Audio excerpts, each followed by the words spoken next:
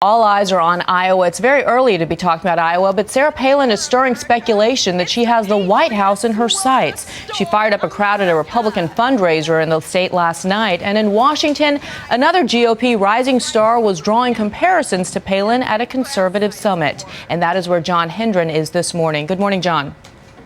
Hi, Bianna. Good morning. I'm here at the Values Voters Summit, where in a little while conservatives will be out in force. They're here to hear speakers like Mike Huckabee and Mitt Romney, but Palin opted for Iowa instead, and that has a lot of people wondering just what she's up to.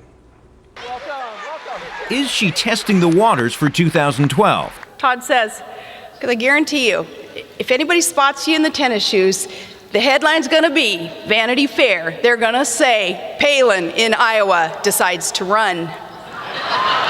With Sarah Palin headlining a GOP fundraiser in a key presidential state, the White House thinks so. It's normally around this time of year.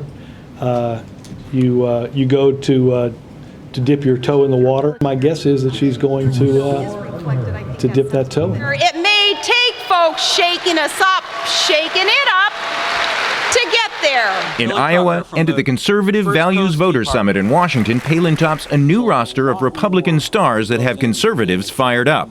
It's our recovery fall when we take back both the House and the Senate on November the 2nd. And then there's the Tea Party's newest phenom. They call us wacky. They call us wingnuts. We call us We the People. She has Palin to thank for pushing her over the finish line in the Delaware primary and perhaps for paving the way with a certain folksy style. Does she remind you of anyone? Yeah, she reminds me of Sarah Palin. I see a little resemblance with Sarah Palin. Sarah Palin. Sarah Palin. The party's rising stars and prospects played well on the standing room only floor. The energy level is much higher this year than other years. Anybody that doesn't understand that this is the year of the conservatives has been on Rip Van Winkle sleep. As Republicans embrace their new stars, President Obama found himself stumping where no Democrat should have to campaign. We need you to do this for candidates all across the country. In Connecticut, which hasn't put a Republican in the Senate since 1982.